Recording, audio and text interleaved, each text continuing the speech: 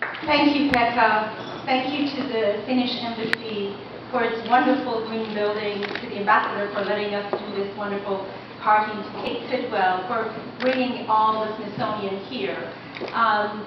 Eero Saarinen happens to be my second favorite architect. My first favorite architect is American, Frank Lloyd Wright.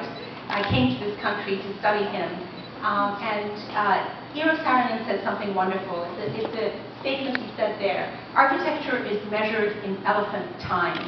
And if we were to see that, I think architectural exhibitions is also measured in elephant time.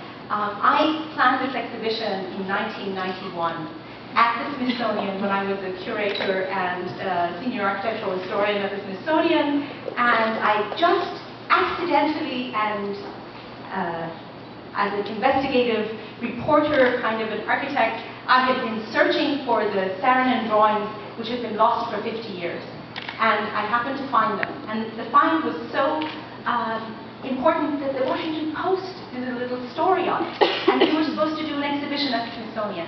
But 8 years of applying every year, the Smithsonian said, no, architecture does not sell.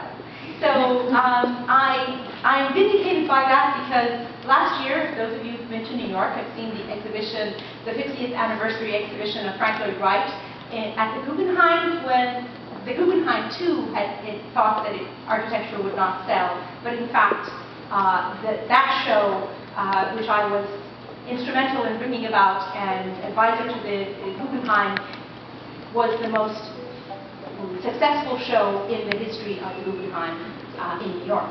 So it went on to Bilbao. I hope that this little exhibition on Eero Saarinen will be equally successful, and it will travel to every city that Eero Saarinen has built buildings or designed for, and they are many, many across the United States.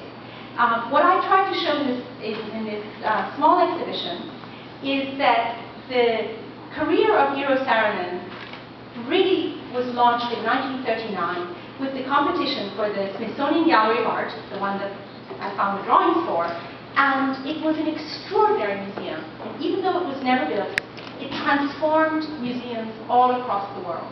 Because of its interactive program, because of the idea of creating a museum for the people and as a place of living genius, not just a mausoleum for the dead, as its patron and the New Deal leader of the Treasury's art department or art program, Edward Bruce, called the National Gallery, which was then under construction when this design was making the headlines in all of the newspapers.